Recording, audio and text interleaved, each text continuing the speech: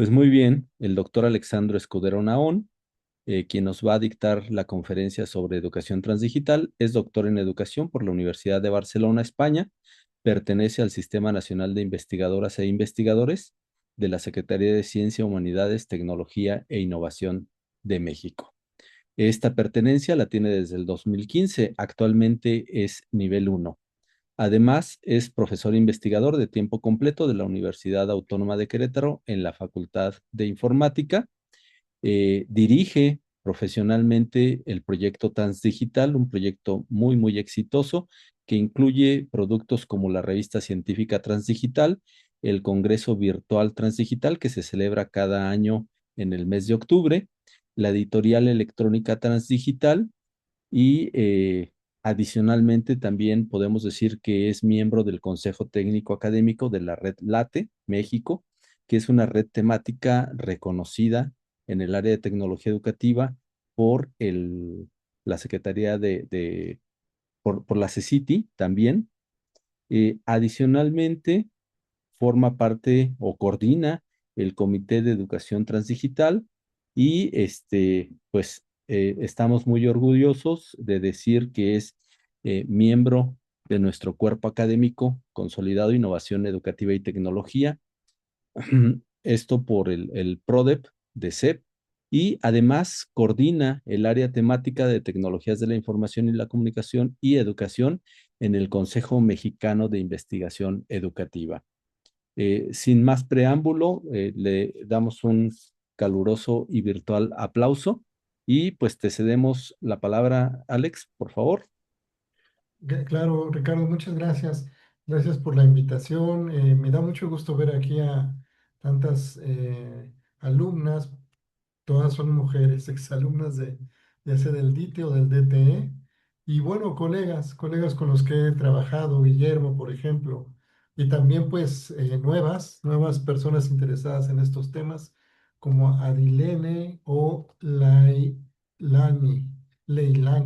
Bueno, pues hola a todas.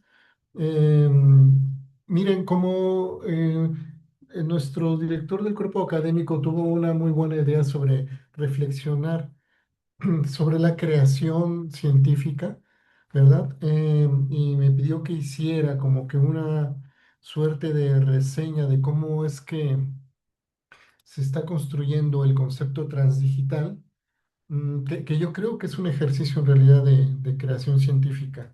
Ya me lo dirán ustedes al final, ¿eh? Pues me tomé, bueno, el atrevimiento de explicar con ciertos detalles, intentando no ser muy aburrido al respecto, cómo es que se puede construir un concepto de manera abductiva. Em, para decirlo lo de la abducción muy rápido, ustedes reconocen dos grandes procesos de creación de conocimiento científico. Uno es el deductivo, ¿verdad? Cuando vamos a los libros, a los artículos, leemos, obtenemos categorías de análisis y luego vamos a la realidad a medir variables. Eso es la deducción, ¿verdad? Medimos algunas variables de lo que ya ha sido publicado y decimos, si está lo que dicen los libros en este campo, no está o está parcialmente. Y lo inductivo sería, pues, desconocer por un momento toda la literatura publicada y ir al campo de inmediato y empezar a construir categorías de análisis ahí mismo, ¿verdad?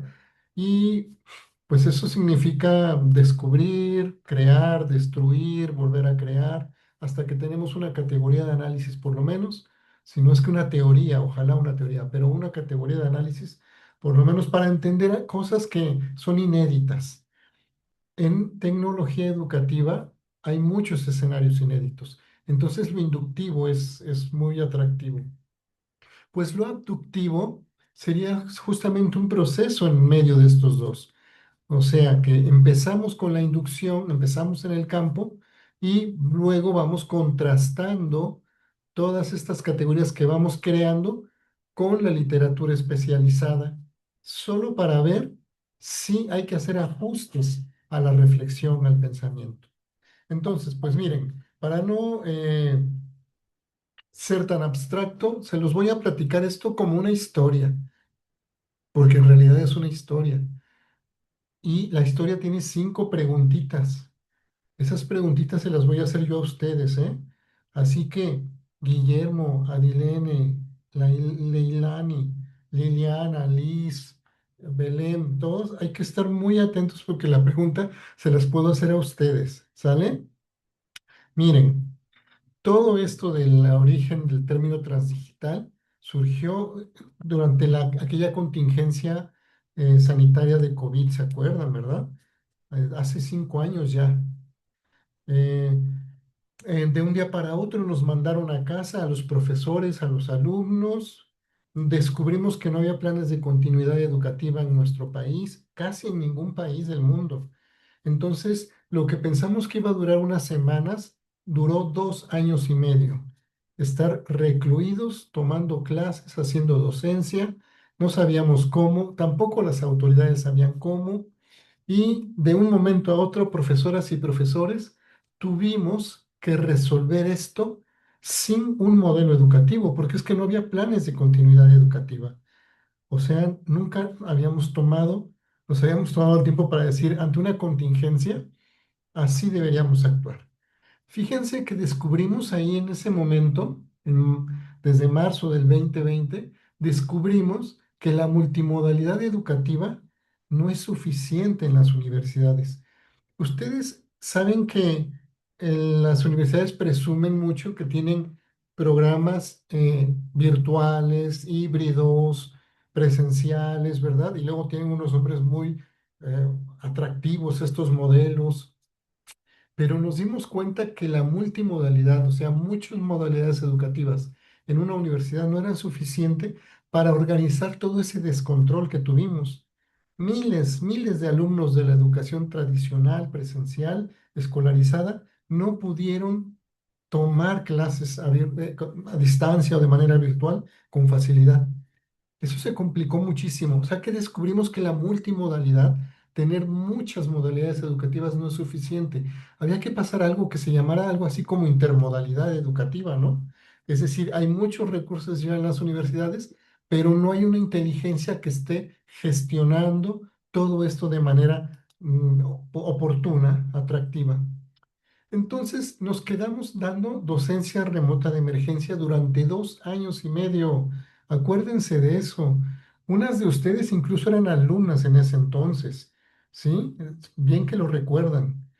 La docencia remota de emergencia que apenas pudimos darle nosotros a ustedes es muy buena cuando la contingencia dura semanas, pero la docencia remota de emergencia es pésima como un modelo educativo.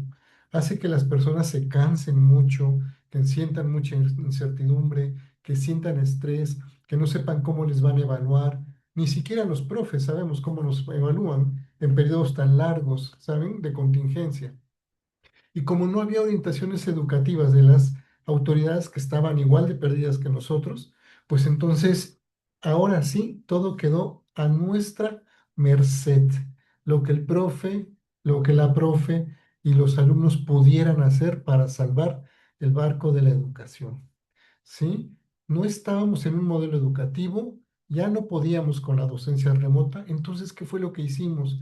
Creemos que lo que hicimos, lástima que no se registró, pero lo que hicimos sería la educación transdigital, o sea, una manera de aprender y de enseñar que utilizaba lo digital como se pudiera, ¿verdad? Pero que recuperaba también la tecnología analógica y que incluso recuperaba prácticas educativas que no necesitaban tecnología.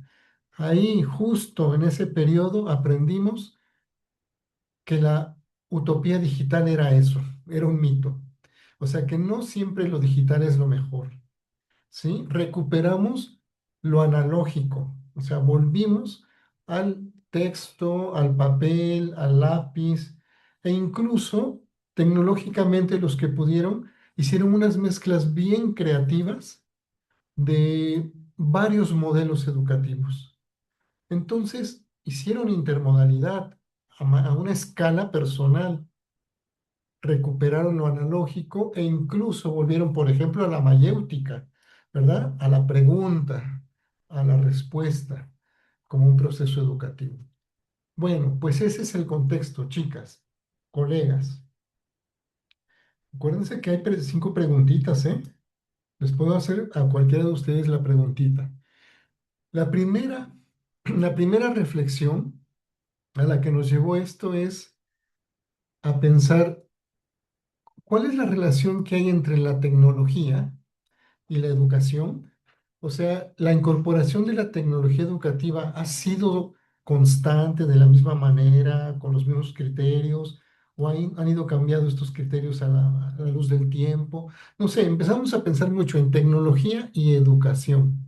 Y lo que ustedes ven en pantalla creó una síntesis que nos ayudó a pensar esto. Vean cómo desde la tecnología analógica, por ahí de 1840 y tantos, en Europa, ¿verdad? Con los servicios de mensajería, de correos, de correspondencia, ¿verdad? De inmediato se incorpora la tecnología analógica en la educación. Desde entonces se tienen registrados cursos de cocina, de bordado, de repostería, de asistentes de contaduría, de administración, gente que quería estudiar recibiendo manuales a distancia. Desde entonces surge un nuevo servicio tecnológico, un nuevo servicio de comunicación y de inmediato la educación lo quiere incorporar, quiere sacar provecho de eso. Y ya lo que ustedes ven es un continuo. Surge el teléfono, pues también hubo propuestas de modelos educativos que usaban el teléfono, con la radio. Esto ya es más reciente para nosotros. Sabemos que así funcionaron muchas secundarias en México. Aparece en la televisión y eso sí nos queda claro. Todavía funcionan muchas secundarias rurales con servicios de televisión, ¿sí? Cuando ya en 1960 y tantos aparece el PC, la computadora personal, pues se integran en en todos las aulas, ¿verdad? Esto costó mucho, pero bueno. Luego viene el multimedia con el video. Cuando ya surge en 1990 Internet de manera popular, pues ahí ya diríamos que empezamos con la educación en línea, ¿verdad? Vean entonces los grandes momentos de la educación, sí tienen un paralelismo con la tecnología, desde la educación a distancia, la digital, en línea, virtual, y creemos que lo que estaría sucediendo a partir del 2020 sería lo transdigital, que es, repito, esta manera de dar docencia o de aprender donde echamos mano de todo lo anterior, desde la correspondencia, o sea, desde el papel, el lápiz, pero cuando se puede también lo digital e incluso pues las señales de teléfono, todo.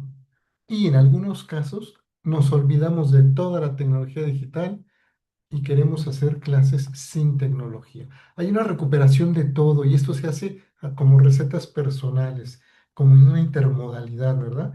Eso sería una característica de lo transdigital, ¿sí?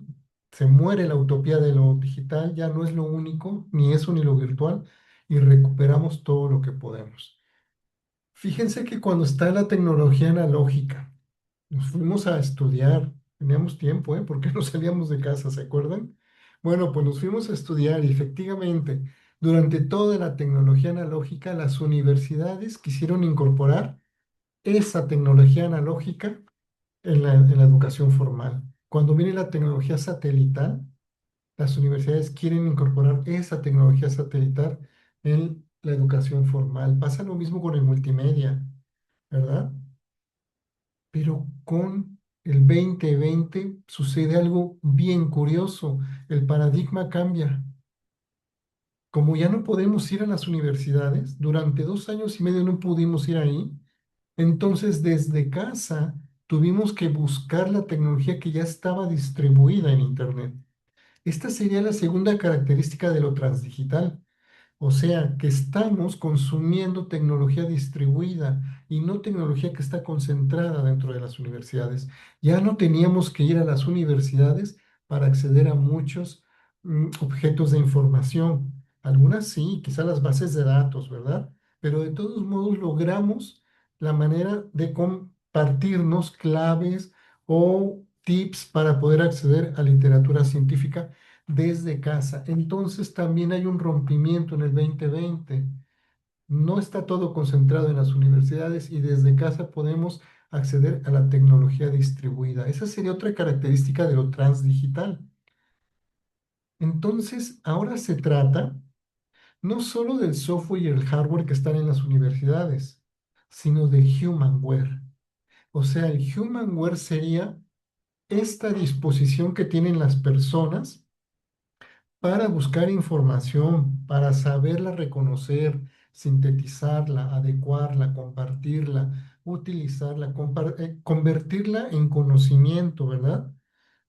Ese humanware está, yo creo que es una línea de investigación en ciernes, naciente.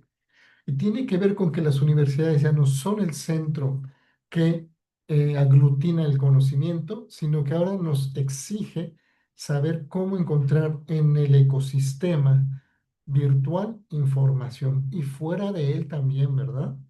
Entonces aquí estaría otra característica de lo transdigital.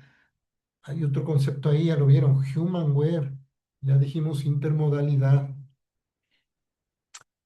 Lo resumimos así. Entonces, la primera aproximación es la siguiente. Siempre que había tecnología nueva, las universidades querían incorporarlas en sus procesos educativos formales. Ese es un paradigma, el paradigma de la incorporación. Pero curiosamente, a partir del 2020, a fuerza tuvimos que buscar otro paradigma. Y ese fue de la reorganización en red. O sea, que ya no podíamos ir a la universidad y entre todos tuvimos que ver la manera de convertir tanta información distribuida en un aprendizaje particular. Esta capacidad, esta habilidad que logra eso, es un humanware, es ahora un sujeto distinto, un sujeto que ya empieza a ver las bondades de que no sean las universidades las que detentan todo el conocimiento. Entonces, la primera reflexión que me gustaría que me ayudaran ustedes, voy a preguntar a alguien, ¿eh? Bueno, si no es que alguien quiere participar. Hay un cambio de paradigma educativo. Nosotros creemos eso. No sé qué piensen ustedes.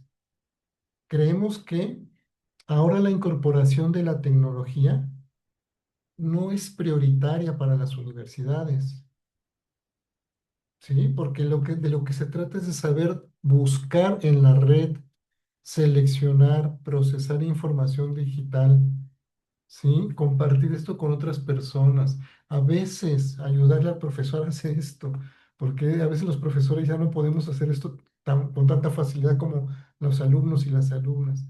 Creemos que entonces que la primera reflexión abductiva es que hay un nuevo humanware, una nueva capacidad humana para encontrar información distribuida en la red y que esto se pueda convertir en conocimiento personal y personalizado. ¿Ustedes qué opinan sobre esta primera reflexión?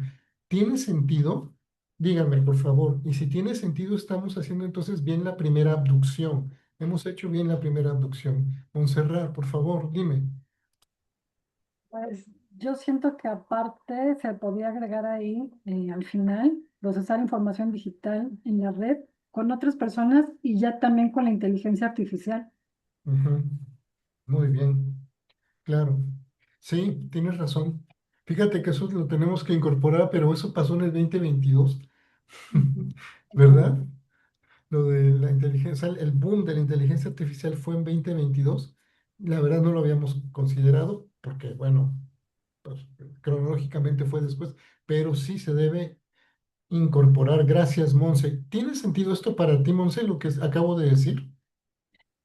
Sí, sí, yo sí creo que es un paradigma que incorpora a otros, como el conectivista, el constructivista, el sociocrítico, Ujú. y se nutre de ellos, no los desplaza, pero sí crea algo más grande que sí como que los absorbe. Sí, muy Este, bien, es contextual, no es metodológico. muy bien. Oye, me voy a quedar con esa palabra, absorbe, porque ahorita te voy a platicar más adelante otras reflexiones y ya me darás tu idea. Juan levantó la mano, por favor, Juan. Sí, sí, gracias. Muy buenas tardes a todos y a todos.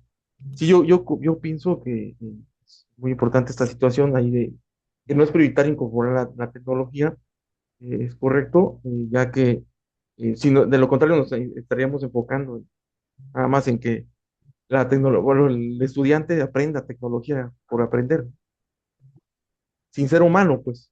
Entonces aquí ya entramos a la cuestión humana y es importante que, como dice aquí, pues que tenga competencias de buscar, seleccionar y procesar información, para que también el criterio eh, del humano en cuanto a lo crítico, pues entre en juego. Ujú. Muy bien, Ya todo. sobre lo Gracias. humano. Muy bien, gracias Juan. Sobre lo humano, porque vas a ver en las otras cuatro reflexiones que ese es un tema importante, lo humano. Belén, por favor.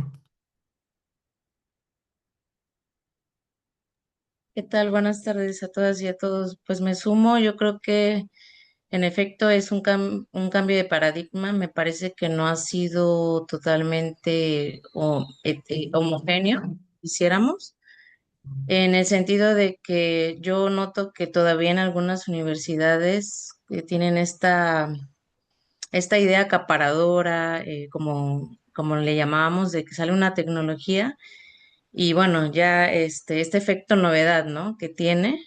Ahorita vemos el boom con lo de la IA, incluso se va a poner mucho de moda lo de la microcredencialización y a mí me parece cambios tecnológicos y sobre todo también lo vimos en el caso de las redes sociales que pues la escuela como una institución pues escolarizada y formal, pues ha querido absorber, o sea, ha querido subirse al barco, ¿no? Ujú, Pero yo creo que no ha sido parejo, ojalá lo fuera así, con el cambio de paradigma educativo y pues junto con algunos colegas, entre ellos el doctor Guillermo que está aquí, pues decimos cómo todos estos cambios y justo el conocimiento distribuido que a veces se da, que algunas veces es más privado, otras veces más democrático, ujú, eh, pues no, nos habla como de lo poco que dura el conocimiento y que pues ya cada vez menos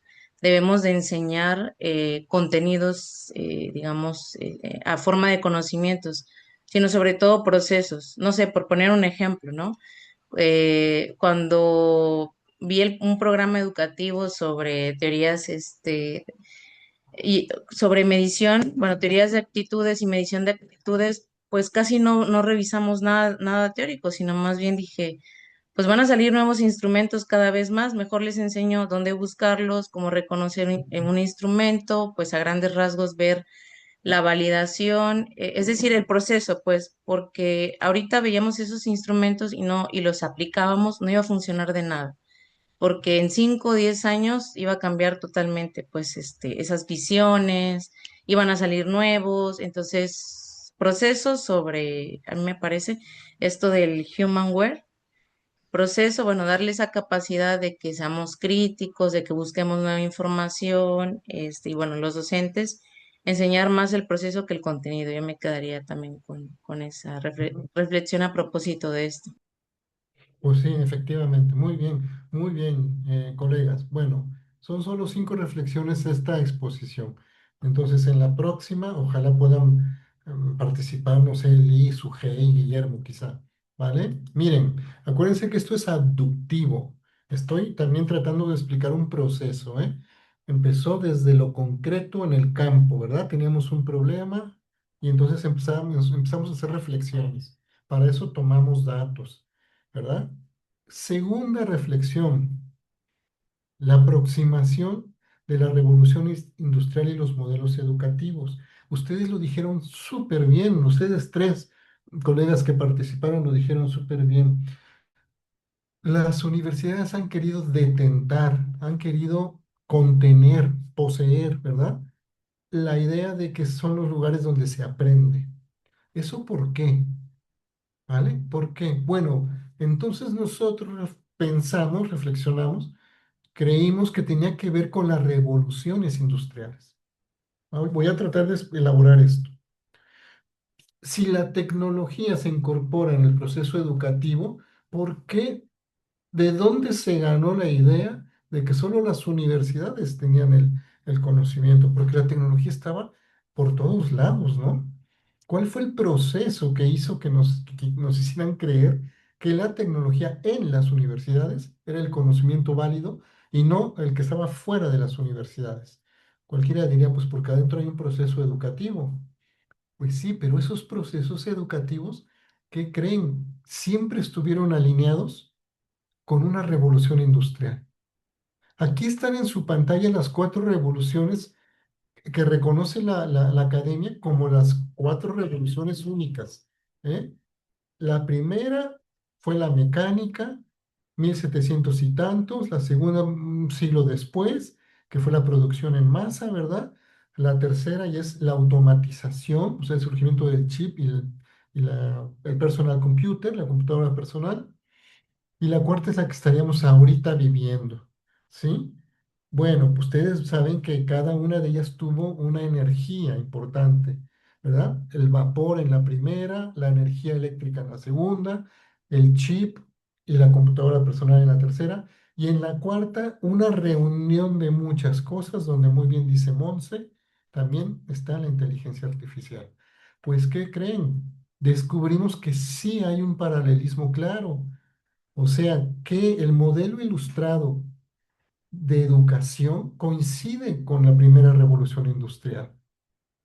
Este modelo ilustrado es precisamente el pensamiento ilustrado, el enciclopedismo, ¿sí? Los referentes de ese modelo educativo son en Alemania la Universidad de Humboldt, que está en Berlín, que todavía funciona. En Francia, la Universidad Napoleónica, aquella universidad que quería crear ciudadanos, ¿verdad? Servidores públicos. Y en el referente anglosajón, Inglaterra, Gran Bretaña, es Oxford y Cambridge.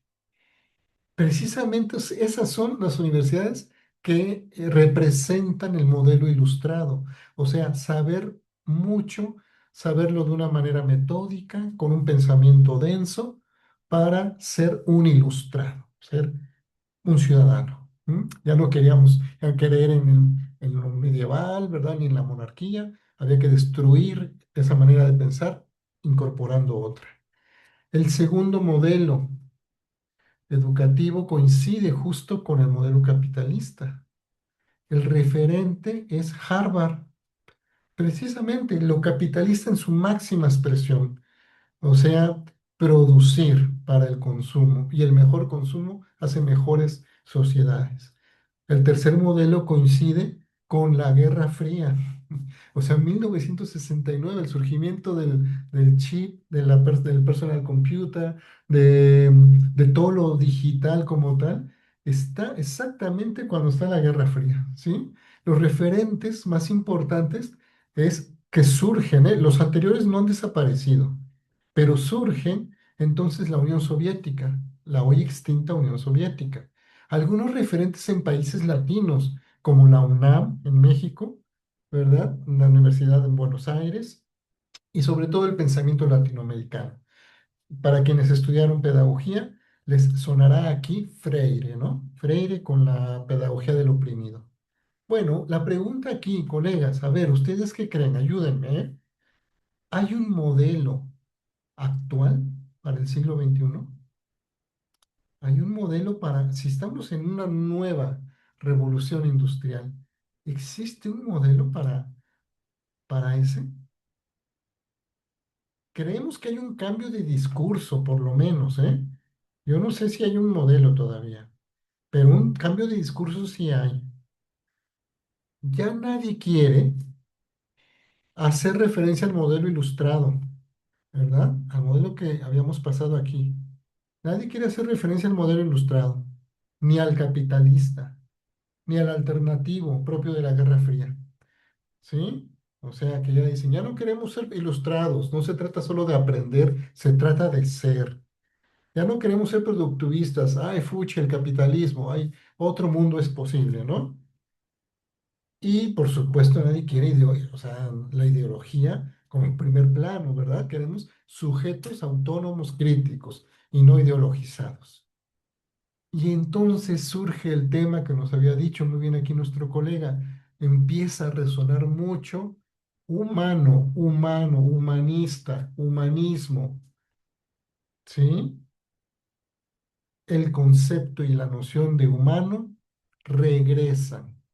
¿Ustedes qué creen de esto? ¿Tiene sentido lo que acabo de decir? ¿Quién quisiera participar?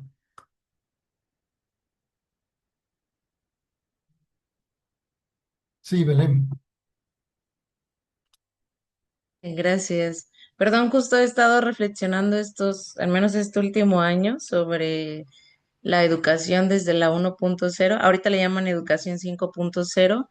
Como dice este doctor, pues hay un regreso, algunos le llaman pensamiento poshumano, pero a mí me parece que justo ahorita por los problemas globales que tenemos, no sé si yo me aventuraría a llamarlo como un modelo de equilibrio, porque no solamente estamos pensando en la parte humana, en donde decimos, bueno, sí, mucho consumo, pero el bienestar, ¿no? Por ejemplo, las crisis que tenemos de salud mental, los problemas de violencia que también se viven en diferentes sectores, el estrés, la ansiedad, bueno, y decimos, ¿para qué necesitamos tanto dinero, tanta tecnología si no vivimos bien? Pues, ¿no? Entonces, y la otra que yo creo que también estamos tratando de buscar un equilibrio como con la naturaleza, decía, por los problemas ambientales que tenemos.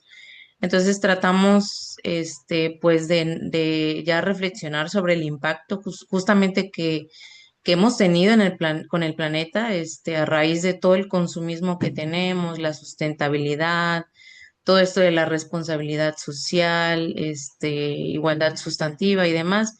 Y no sé si vaya, ojalá que las cosas vayan para allá, entre pues este equilibrio. Yo diría un paradigma de equilibrio, incluso de la tecnología, el bienestar digital, son conceptos que se van a poner de moda porque son necesarios, pues es una buena moda, diría yo. Eh, Esto de los descansos, la saturación tecnológica, las pausas, bueno, todo eso. Esos serían mis comentarios.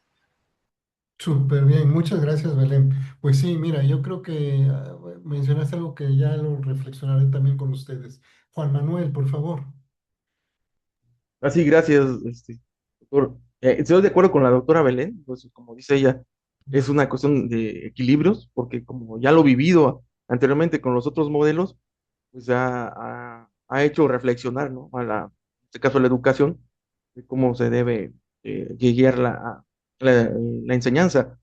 Eh, pero también está la situación, eh, como decía, del humano, eh, en cuanto a la diversidad de pensamiento, ¿no? Ahí de cómo somos, pero está en construcción, sí, no hay un modelo, como usted bien dice. Bueno, no dijo, ¿verdad? Nos preguntó, pero pienso que está en construcción, como también lo comenta la doctora Belén, estamos agarrando ahora sí que un poquito de todo, o lo que se podría decir, lo más esencial que nos puede llevar a flote, ¿no? Para sacar la situación actual educativa. Yo eso pienso. Gracias. Pues muy bien, muchas gracias porque sus reflexiones me ayudan a pasar a una tercera reflexión. Para quienes acaban de llegar, esta charla solo comprende 5 reflexiones, ¿sí? Y es un proceso abductivo de generación de conocimiento. Por eso sienten que hay más preguntas que respuestas. Pero en algún momento habrá respuestas, ¿eh? Digo, no sé si en esta charla, pero en algún momento habrá una respuesta clara. Bueno, miren, me da mucho gusto ver a Citlali Ramos, hace mucho que no sabía nada de ti, ver a Tomás Cohn, que ya ha publicado con nosotros también. Hola, hola. Ojalá puedan participar y darnos sus reflexiones, ¿eh? Voy a avanzar entonces. Fíjense que empezamos con el tema de la tecnología en la educación. Esto nos hizo reflexionar sobre, hay una relación entre las revoluciones industriales y los modelos educativos. Fíjense cómo hubo una abstracción, ¿eh? Pensamos de lo concreto a lo abstracto. Hay una abstracción. Pues, ¿qué creen? Nuestra tercera reflexión tiene que ver con una aproximación sobre las teorías del aprendizaje. Porque entonces dijimos, bueno, ¿cómo es posible que en el siglo XXI estemos pensando en lo humano, en el equilibrio, en el bienestar, si se supone que desde el 17, desde el siglo XVII, nos prometieron los enciclopedistas, los ilustrados, que íbamos a llegar a un mundo, ¿verdad?, donde todo sería felicidad? Luego nos lo prometieron los capitalistas y luego los comunistas, ¿verdad? Y no llegamos a nada de eso. De hecho, estamos a punto de no saber si vamos a lograr sobrevivir los humanos a este mundo. Bueno, entonces, ¿qué fue lo que pasó? ¿Cuál fue el problema? ¿No será que la teoría sobre el aprendizaje es la que está un poco perdida? No el modelo, sino qué es el aprendizaje, cómo sucede. Entonces hicimos una línea de tiempo. Nos fuimos a otra vez a los libros. Vean cómo la reflexión se hace en el campo y luego el ordenamiento de la reflexión se hace en los libros. Y esto encontramos. Desde el siglo XIX está el pensamiento moderno sobre el aprendizaje. Previo a eso, el aprendizaje no se estudiaba porque todo tenía que ver con Dios, ¿sí? No se sabía y no se quería saber nada, porque es que Dios es el que daba el aprendizaje y lo quitaba. Pero ya con un pensamiento moderno, ¿sí? El siglo XIX empieza a tomar categorías de análisis, un pensamiento denso, y ahí ustedes lo reconocen esto con facilidad porque han estudiado esto mucho, ¿sí? Ahí está Wundt al principio, es el conductista, ¿verdad? Y luego Pavlov, que hacía todos sus experimentos con los perros, la salivación. O sea, ahí están los conductistas, Thorndike, Watson, Piaget, el multimencionado Piaget, Papert, Vygotsky, Skinner, Ausubel, Brunner y últimamente en este siglo Siemens y Downes con su conectivismo. Ahí está la línea del tiempo. Creo que eso sintetiza muy bien cómo fue pasando el pensamiento del conductismo a algo que le llamamos conectivismo. Y el conectivismo tiene que ver justo porque la tecnología generó, distribuyó mucha información en la red, en el Internet, y entonces la manera de entender esto es con la metáfora de la red. O sea, hay que entrar a una red para ir recopilando información. Fíjense cuál fue el hallazgo de esto, colegas. Desde el pensamiento conductista hasta que surge la tecnología digital, 1969, ahí se populariza lo digital. O sea, sale de los grandes laboratorios de estas universidades que hemos mencionado y se empiezan a vender dispositivos digitales para que la gente los use para trabajar, para el ocio, para comunicarse. Desde el siglo XIX hasta 1969, todas estas teorías son predigitales. ¿Tiene algo que decir estas teorías sobre lo que nos está pasando actualmente, que es digital? Aquí sí me gustaría mucho escuchar su opinión, porque es que a mí este hallazgo me parece, pues, relevante. Solo voy a volver una diapositiva. Solo el colega Papert, siglo XX, en la fase constructivista, ubíquenlo porque yo creo que casi nadie lo ha visto, ¿eh? Papert fue el único que era un científico de la computación y es el más conocido por decir el aprendizaje se podría abordar como el pensamiento computacional. Es más, dijo, las instituciones deberían ser como el pensamiento computacional. Sí, Guillermo, ¿qué reflexión te merece esto? Sí, bueno, lo que sí es cierto es de que se rompió la hegemonía de una teoría del aprendizaje desde la psicología. Ujú. Todas las predigitales están sentadas en lo psicológico, pero Sí. con la digitalidad se rompe esta Ujú. tradición y las teorías del aprendizaje ya no están sustentadas en un Ujú. origen psicológico, sino más bien computacional, el contexto, las tecnologías, la red y una serie de circunstancias.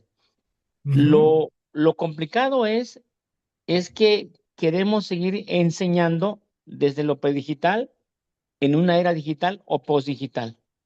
Y ahí viene lo Perfecto. anacrónico. Gracias. Perfecto, Guillermo, diste en el clavo. Es que no lo pude haber dicho mejor yo, nadie, yo creo. Esa hegemonía de lo psicológico empieza con Wundt y es hasta el social constructivismo que empieza a palidecer, a cansarse, a declinar. Y luego, claro, pues que aparecen los dispositivos digitales y entonces como que nos empezamos a hacer preguntas. Oye, pues todo será tan psicológico o también lo digital tendrá algo que decir. Pero colegas, ¿saben qué es lo que yo encuentro muy importante de subrayar? Es que la mayoría de las tesis que recibimos en tecnología digital siguen escribiendo sin crítica alguna sobre las teorías predigitales. No sé si estará de acuerdo Guillermo, pero casi todas las tesis que recibimos, ¿a poco no, Guillermo? Toman como calca. Este, les exigimos que las ¿Mm? pongan, aunque Ujú. el fenómeno sea digital o postdigital. Sí, exactamente. Sí, exactamente. Hasta las instituciones, un poquito, ¿verdad? Como que es lo que yo pienso igual, Guillermo. Pero ustedes vean esta imagen, colegas. Es que todo de lo que escribimos es anacrónico. Y hay poquito que se ha dicho sobre el conectivismo y la verdad no sabemos si eso es una teoría del aprendizaje. O sea, lo que Siemens y Downs dicen, no sabemos si es una teoría del aprendizaje. Sí, una teoría social, pero no sabemos si hay teoría del aprendizaje. O sea que quizá no sabemos si hay modelo educativo porque es que en realidad no hay teoría del aprendizaje. Esa es la tercera reflexión. Las teorías del aprendizaje son predigitales. Díganme ustedes, comprenden y explican lo que sucede ahorita, ahora, sobre lo que podríamos llamar la era transdigital, que ya traté de explicar qué es eso, ¿no? ¿A alguien se le ocurre aquí una respuesta a esta pregunta?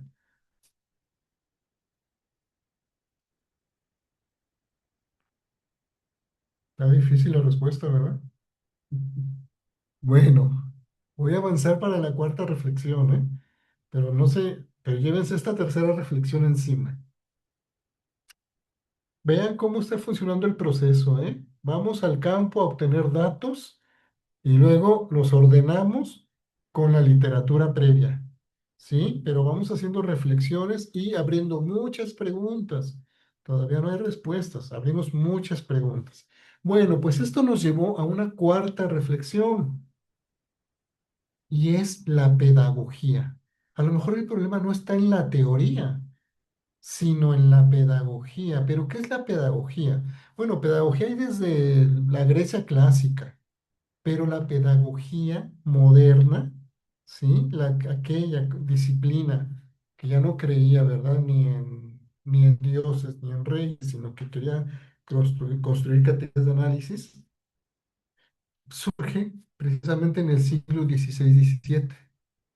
Tiene muchos lastres, tiene muchos pesos muertos porque la modernidad, esa etapa política, social, cuando se derrumba, ¿verdad? La era medieval y nos prometen los enciclopedistas y los ilustrados un mundo mejor, de igualdad, nunca sucedió, nunca fuimos modernos.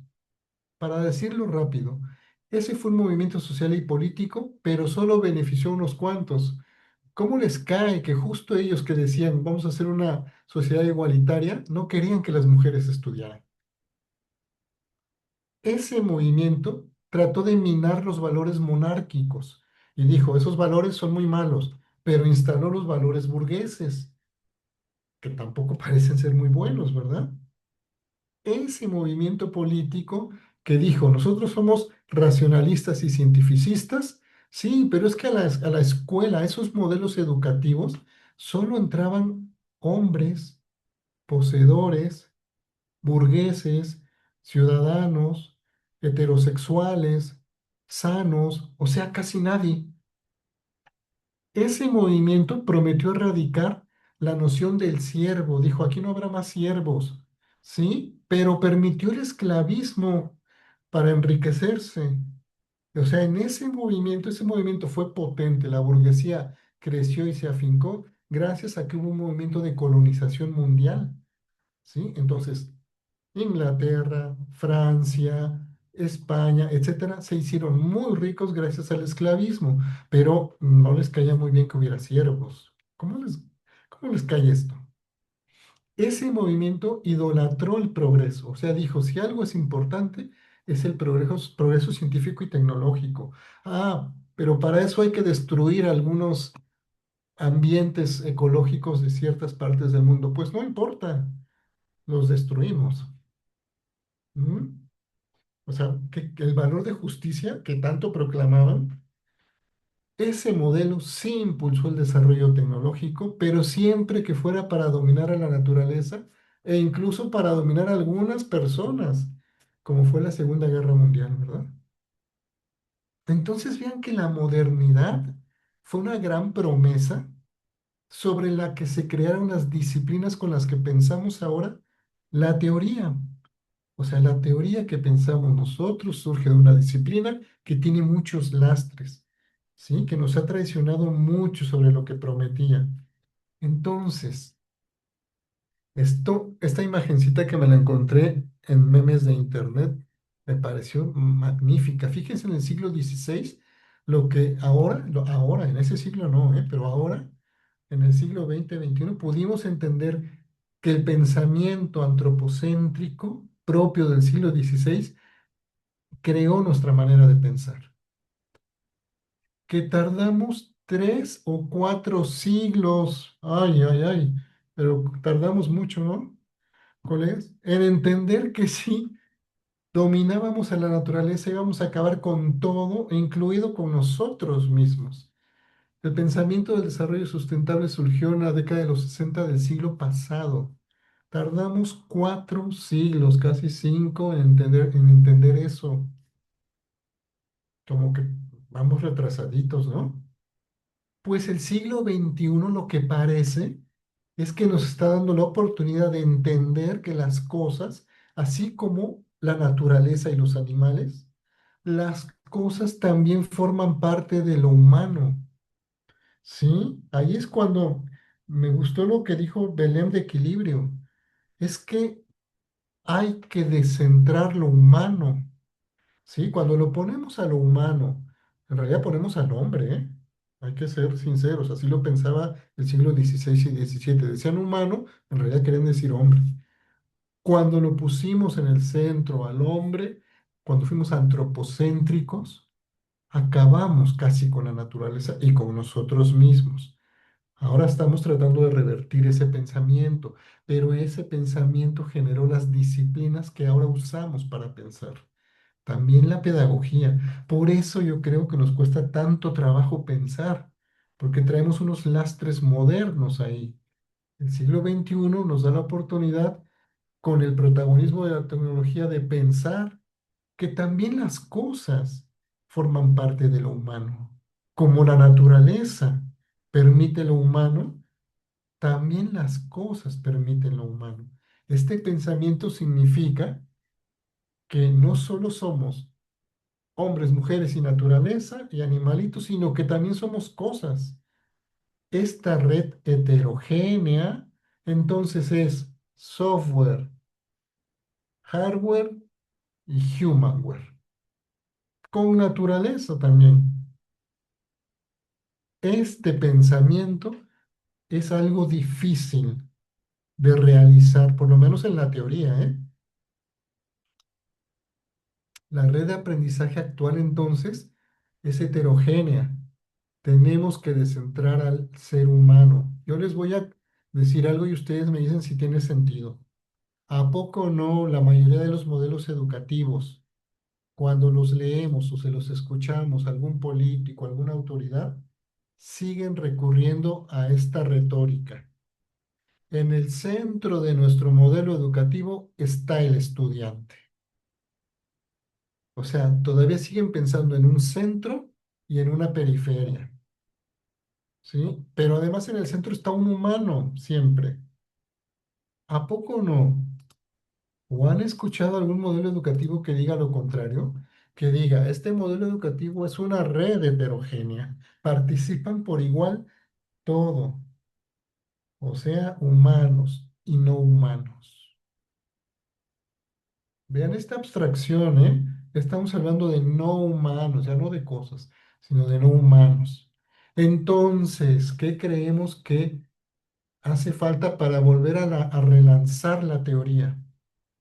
Por lo menos la del aprendizaje, descentrar lo humano otra vez. Pero digo otra vez porque es que ya ha habido 3 descentramientos de lo humano. Los están viendo en pantalla.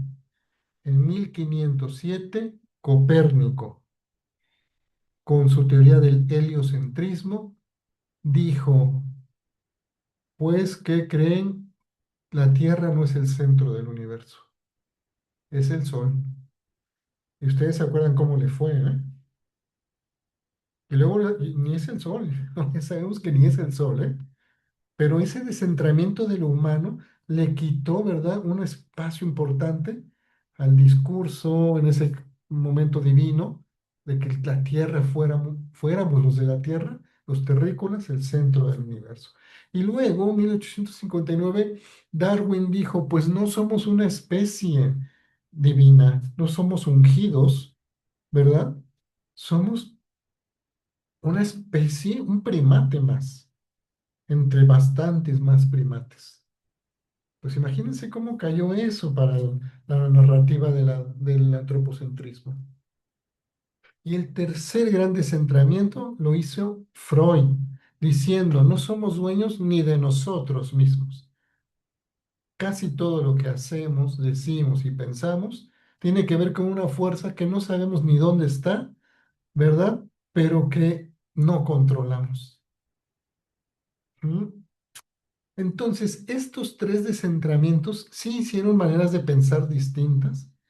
Yo lo que creo es que falta un descentramiento, un nuevo descentramiento de lo humano que nos permita relanzar la teoría. Esta reflexión, la cuarta reflexión, diría lo siguiente, ustedes me darán su opinión. Lo educativo debería admitir que no hay centro ni periferia en la red educativa, 17 horas. sino elementos heterogéneos en colaboración. Para empezar, hardware, software, humanware. Para empezar, pero esos elementos no vale uno más que el otro, sino que le deberíamos dar el mismo valor a los 3. ¿Sí? ¿Qué les parece esta reflexión? ¿Se les antoja decir algo al respecto? ¿O ya está muy agresivo esta narrativa?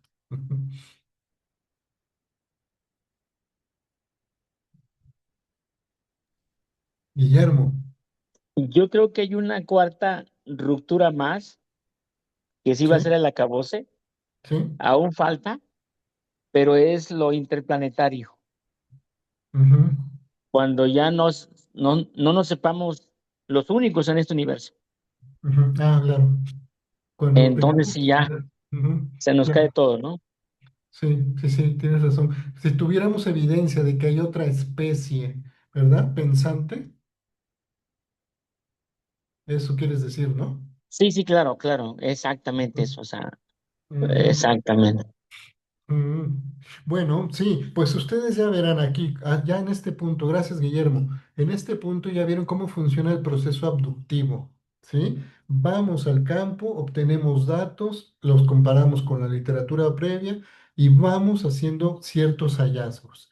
Entonces, hasta ahora que hemos visto, pues a lo mejor estamos en un límite de la teoría, tenemos un límite en el pensamiento porque no admitimos que las cosas forman parte de lo humano.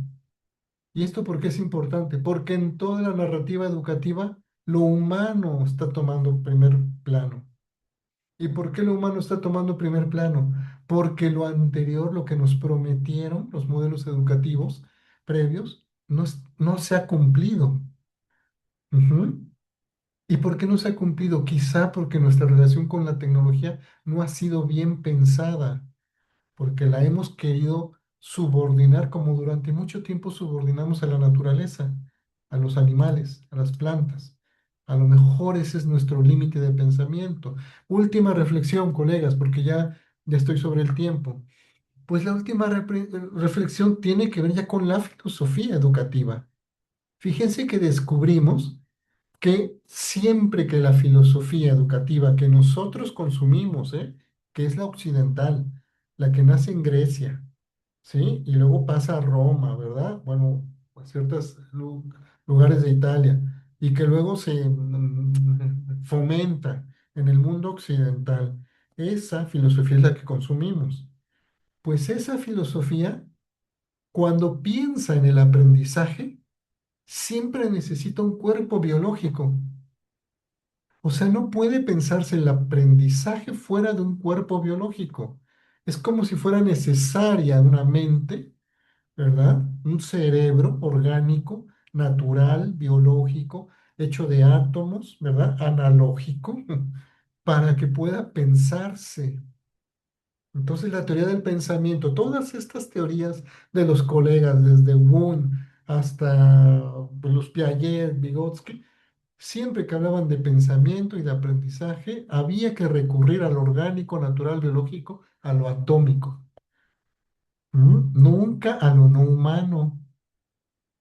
Pues, ¿qué creen? Es que con las máquinas hemos convivido siempre. Las cosas nos han hecho humanos. ¿Sí? O sea, hay muchos que no podríamos ser humanos, sentirnos bien y andar bien, si no fuera por esas cosas. ¿Sí? Las cosas hacen lo humano.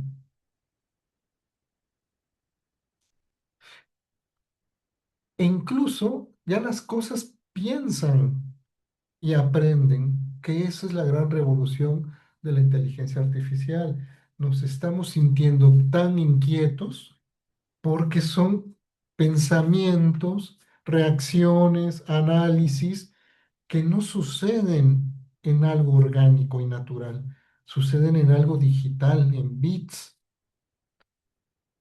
¿Y a qué nos está llevando? Ya estas son las dos grandes opciones que se están abriendo, ¿sí? Cuando admitimos que se puede pensar fuera del cerebro natural.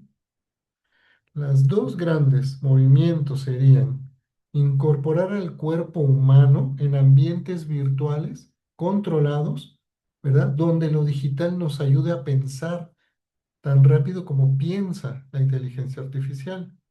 O incorporarnos dispositivos en el cuerpo para que nos ayude la inteligencia artificial a pensar tan rápido como ella. En ninguno de esos dos casos es una mente orgánica, biológica, la que piensa, ¿eh? ¿Sí? Es lo digital lo que nos envuelve y nos ayuda o se incorpora en nuestro cuerpo y nos ayuda. Esto ya suena a ciencia ficción, ¿verdad, colegas? Bueno, con esto quiero decirles que este es el nivel, ¿verdad?, de abstracción que puede hacer un proceso abductivo de conocimiento.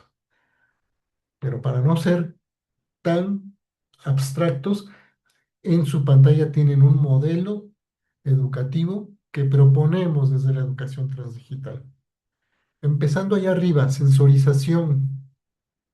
Fíjense que estos son fases para que las máquinas y los humanos podamos aprender. Primero, sensorizar, o sea, sentir datos y crear esos datos. Eso lo hacen mejor los no humanos. Mejor ni nos metamos ahí, que lo hagan mejor las máquinas, el software y el hardware. Pero en cambio, crear información a partir de los datos, consolidar el conocimiento y volvernos más inteligentes en una disciplina, lo hacemos mejor humanos y no humanos juntos. Ahí sí debemos trabajar, software, hardware y humanos. La intuición, la reflexión y la innovación, sin embargo, hasta el día de hoy es una prerrogativa humana. O sea, eso lo seguimos haciendo mejor los humanos. Si este modelito, por ejemplo, se empezara a aplicar, tendríamos que teorizar de otra manera, hacer un modelo educativo de otra manera y una narrativa educativa donde admitamos que lo no humano, software y hardware, son tan importantes como lo humano para hacer innovación, que es el tema que nos tiene aquí hoy reunidos y reunidas. Para terminar, colegas, la quinta reflexión, lo humano y lo no humano se complementan.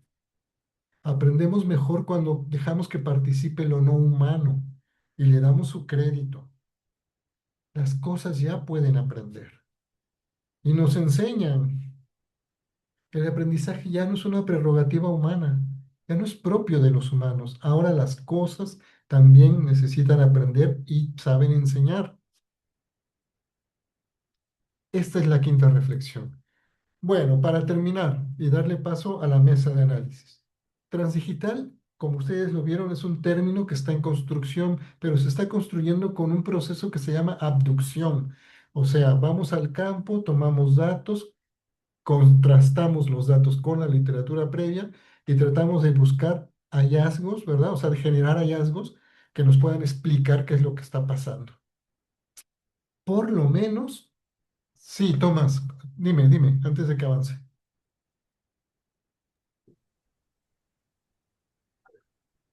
Sí, buenas tardes. Em, ¿A qué se refiere cuando habla de enseñar, de enseñanza? Yo me he prohibido y trato de prohibir el uso bueno, no sé dónde empezar porque es difícil luego determinar dónde está el principio. Cuando hablamos del proceso de enseñanza-aprendizaje, para mí eso es histórico, es un proceso del pasado.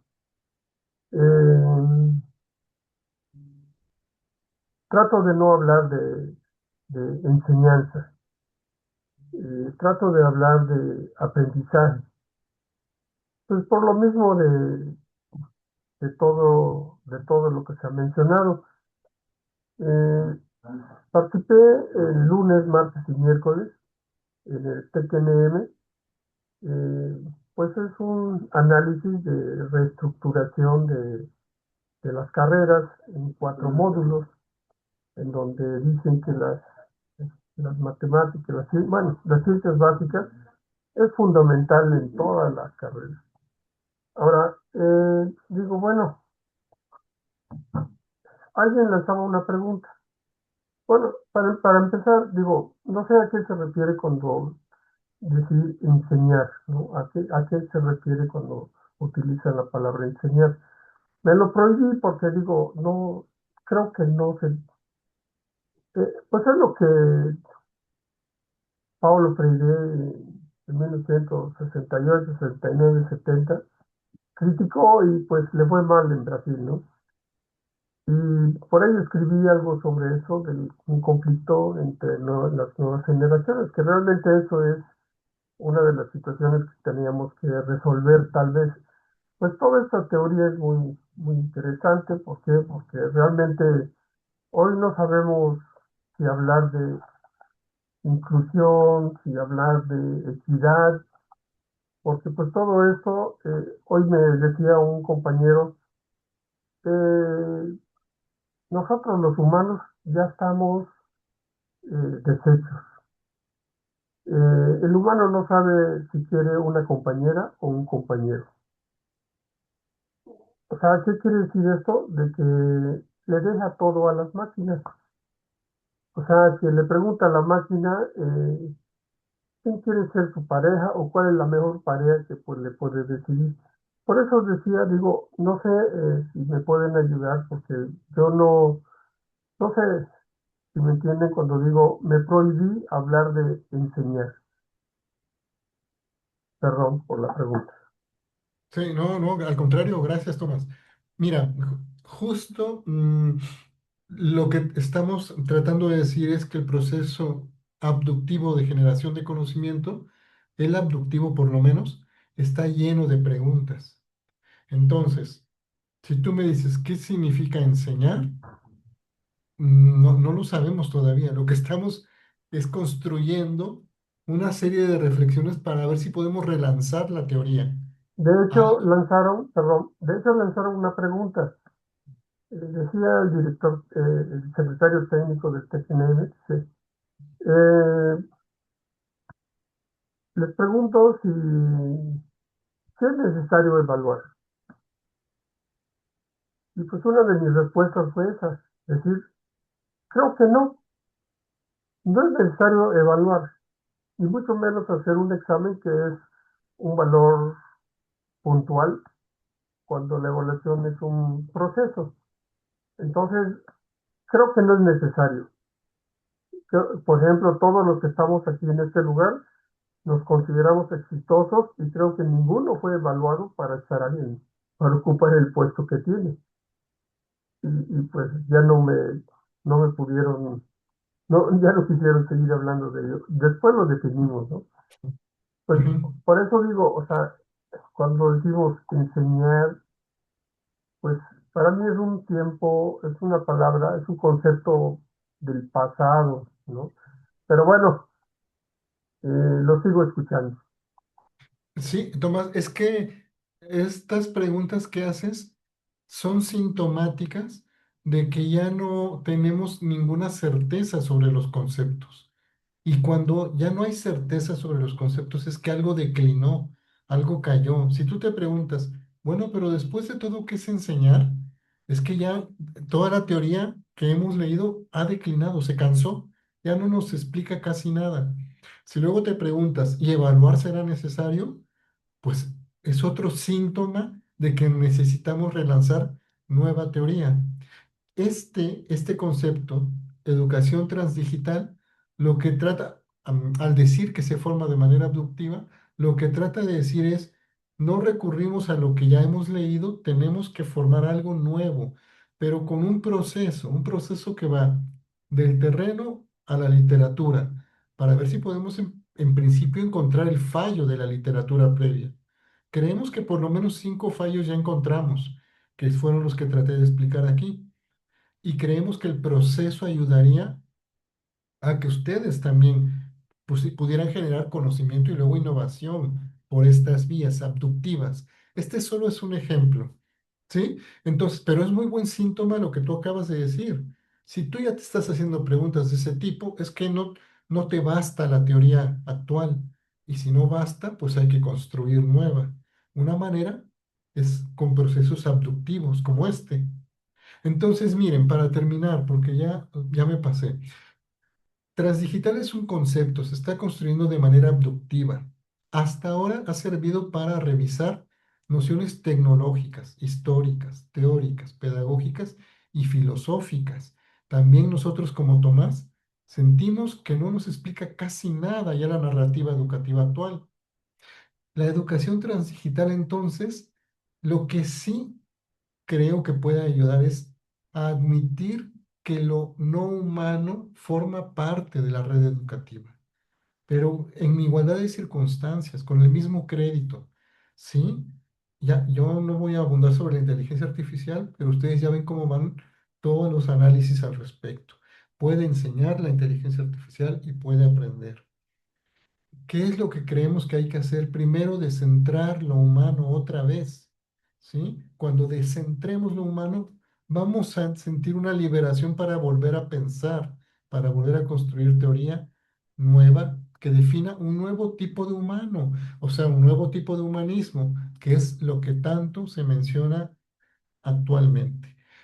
Transdigital tiene 3 aplicaciones, o sea, tiene 3 maneras de empezar a obtener datos desde el campo. Uno es un congreso al que han participado algunos de ustedes, una revista científica donde recibimos artículos y ensayos y una editorial donde se publican libros. Pero estos circuitos lo que alojan es muchos datos, pensamiento de colegas como ustedes que están ensayando ideas u obteniendo mm, conclusiones que ayudan a construir una manera distinta de pensar lo transdigital. Eh, También tenemos un canal de WhatsApp que se los voy a dejar aquí, porque ya no tienen ni que visitar esas páginas, ¿eh? Si acaso ustedes se suscriben a este canal de WhatsApp, les llega oportunamente todo lo que se publica en el momento. Pues, colegas, esto es lo que yo quería platicarles, lo que quería comentarles, y quedo pues aquí atento por si quieren comentar algo. Muchas gracias, Ricardo. Pues bueno, antes que nada, agradecemos al doctor Alexandro Escudero Naón su ponencia, su conferencia. La verdad es que muy padre, nos visualiza un camino de la definición de un concepto y nos deja con hambre de aprender más, ¿no? Y creo que eso es interesante. Entonces, muchas gracias a nombre del cuerpo académico. En mi labor como líder del cuerpo, te agradezco mucho la colaboración y pues bueno, la intención justo es eso, reflexionar, levantar conciencias y generar nuevos espacios. Pues gracias, un aplauso en la virtualidad y te agradecemos mucho esta colaboración.